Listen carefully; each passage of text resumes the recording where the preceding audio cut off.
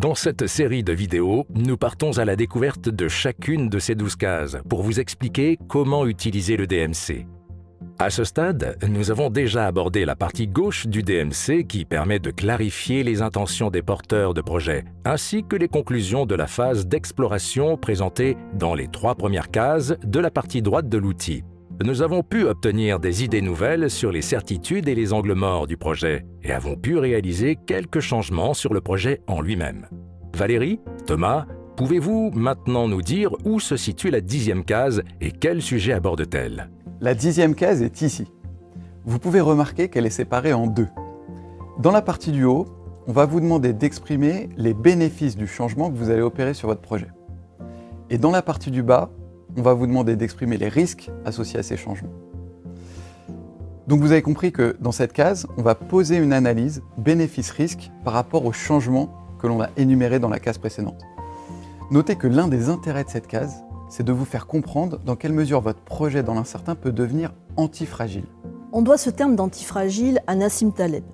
On a déjà évoqué cet auteur lorsque l'on a discuté des signes noirs. Nassim Taleb est professeur à la New York University et travaille depuis longtemps sur cette question de l'incertitude. Il a développé beaucoup de concepts, dont celui d'antifragilité, qui manquait jusqu'ici à notre vocabulaire et qui est essentiel à connaître.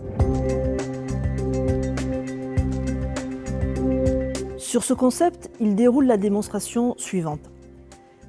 Quand les événements vous frappent et vous font tomber, vous pouvez être qualifié de fragile. Quand les événements vous frappent et que vous réussissez à rester debout, vous êtes résilient. Mais quand des événements vous frappent et vous renforcent, nous n'avions pas de terme pour qualifier ce phénomène. Le terme d'antifragilité permet de qualifier ce phénomène.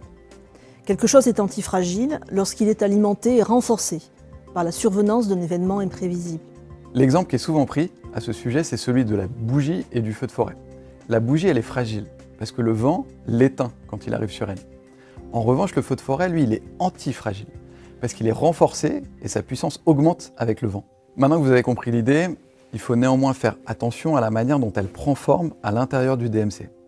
On ne vous dit pas que cette 10e case va vous permettre de rendre votre projet antifragile.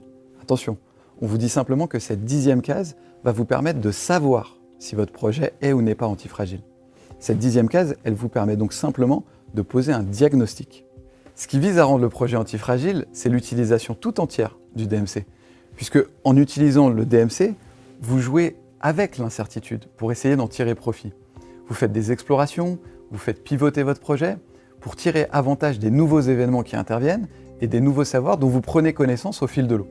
Le DMC est donc un outil qui participe d'une posture offensive d'antifragilité face à l'incertitude. Et de ce point de vue, il se distingue de pas mal d'autres outils qui s'inscrivent plutôt dans une approche défensive et résiliente face à l'incertitude. Avec le DMC, l'idée n'est pas de survivre à l'incertitude, l'idée c'est de se nourrir de l'incertitude. Au-delà de permettre un diagnostic sur la dimension antifragile du projet, cette case dans laquelle vous allez lister les bénéfices et les risques des modifications que vous allez apporter à votre projet, bien cette case vous permet de vous mettre en posture consciencieuse par rapport à votre projet. Nous employons le mot consciencieux en référence au Big Five. Le Big Five est un modèle souvent utilisé en psychologie pour décrire les traits de personnalité. Ce modèle a été conçu dans les années 60 par Ernest Tubes et Raymond Crystal.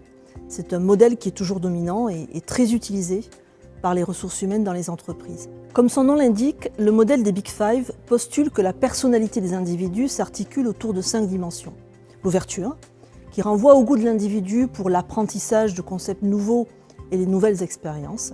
La conscienciosité, les personnes qui obtiennent un score élevé sur cette dimension de leur personnalité sont celles qui sont disciplinées, rigoureuses et ordonnées.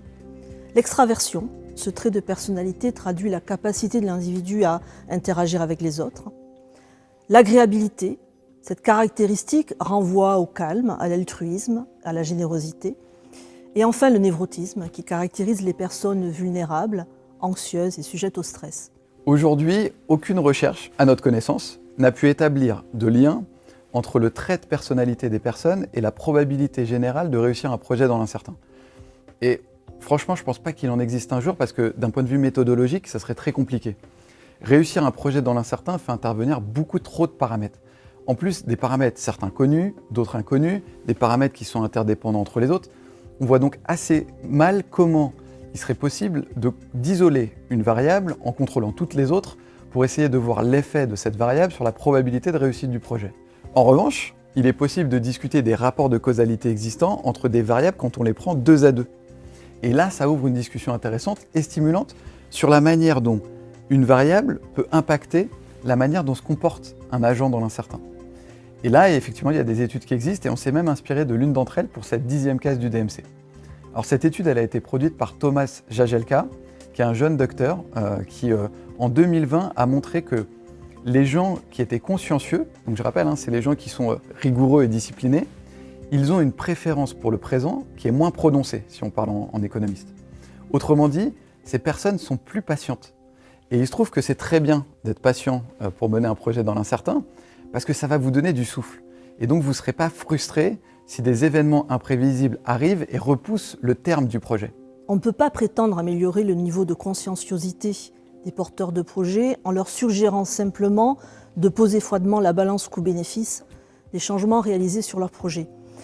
Nous avons néanmoins voulu les faire passer par cette étape en espérant que cette analyse leur donne la bonne distance au temps qu'il faut pour conduire un projet dans l'incertain. Dans cette 10e case du DMC, nous réalisons donc un diagnostic sur l'antifragilité de notre projet, tout en nous mettant dans une posture consciencieuse. Mais existe-t-il des risques qui seraient rédhibitoires? Autrement dit, y a-t-il des changements qu'il ne faudrait surtout pas opérer parce que certains risques deviendraient insurmontables? À ce stade du DMC, j'attire votre attention sur le fait que vous devez simplement vous contenter de lister le plus loyalement possible les bénéfices et les risques associés au changement de votre projet. La décision d'opérer ces changements interviendra plus tard, très rapidement, dans la prochaine case du DMC. Bon, puisque vous posez la question, on va quand même pas se priver de vous apporter quelques éléments de réponse. Sachez effectivement qu'il y a un type de risque, auquel il va falloir être particulièrement vigilant. Ce sont tous les risques qui sont imputables à l'existence de coûts que l'on appelle irrécupérables. Ces coûts irrécupérables, ces sunk costs, comme leur nom l'indique, sont définitifs, mais pas que. Le plus grave concernant ces coûts, c'est qu'en environnement incertain, ils peuvent influencer durablement vos choix et le chemin que vous allez emprunter pour éclaircir la boîte noire qui est devant vous. Si vous faites le choix d'une dépense dont vous savez que vous ne pourrez pas la récupérer, vous risquez d'être pris dans ce que l'on appelle la dépendance du chemin.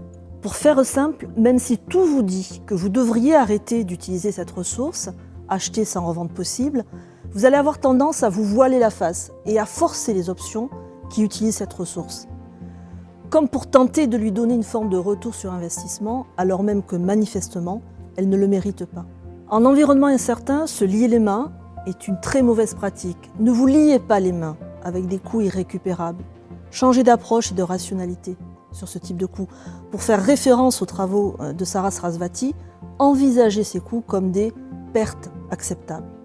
Avec ce raisonnement, vous pourrez garder l'horizontalité dans vos choix. Pour résumer, dans cette case, il faut simplement indiquer les bénéfices et les risques associés aux changements que l'on compte opérer sur son projet sans pour l'instant se soucier de la mise en application de ces changements. Maintenant que vous avez compris tous les concepts cachés derrière cette 10e case, il est temps de passer en mode atelier et de mettre en pratique ce que vous avez appris.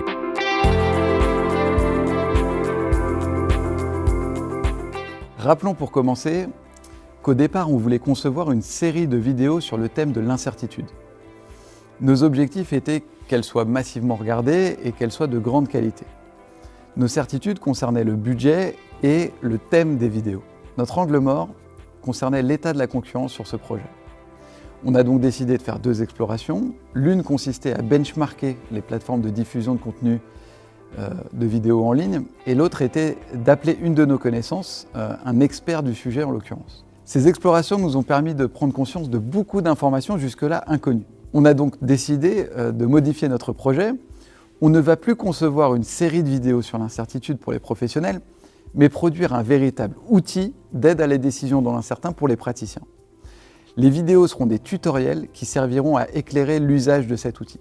On va par ailleurs penser ces vidéos pour les transformer facilement en podcast. Nos contenus seront diffusés avec une stratégie omnicanale et le contenu sera pluridisciplinaire pour offrir des solutions aux praticiens qui envisage la prise de décision dans l'incertain de manière holistique. Pour commencer par les bénéfices de ces changements, on peut facilement en trouver deux. D'abord, ne plus proposer une série de vidéos, mais un outil d'aide à la décision ouvre le champ des possibles en matière de business model associé à ce projet. Il devient possible de vendre l'outil, mais aussi des formations à l'outil, le MOOC que vous regardez en ce moment, le podcast, ensemble ou séparément. Par ailleurs, ce changement confère au projet une originalité qu'il n'avait pas auparavant. Il n'existe pas à notre connaissance d'outils de ce genre. On peut écrire ces deux bénéfices dans le DMC. Du côté des risques, on peut en présenter deux. Compte tenu des nouvelles fonctionnalités du produit, le budget pourrait être dépassé et la réalisation d'un outil d'aide à la décision nous semble beaucoup plus exigeant en termes d'exécution que la conception de simples vidéos. On a donc un risque supplémentaire d'exécution sur le projet. On peut donc noter ces deux risques dans le DMC. Pour faire référence au message développé dans cette vidéo, on observe que notre projet est en passe d'être antifragile. Par nos explorations, on s'est aperçu qu'il ne passerait probablement pas la barre en l'état. On a donc choisi de pivoter. De manière assez radicale d'ailleurs, puisque nous avons choisi de ne plus produire des vidéos, mais un outil d'aide au changement.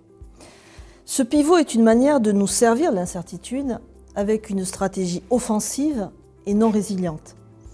Si on avait cherché la résilience, on aurait essayé de voir comment il était possible de faire en sorte de conserver notre projet de vidéo malgré l'environnement. Là, on change profondément notre projet et on l'alimente avec nos nouvelles découvertes.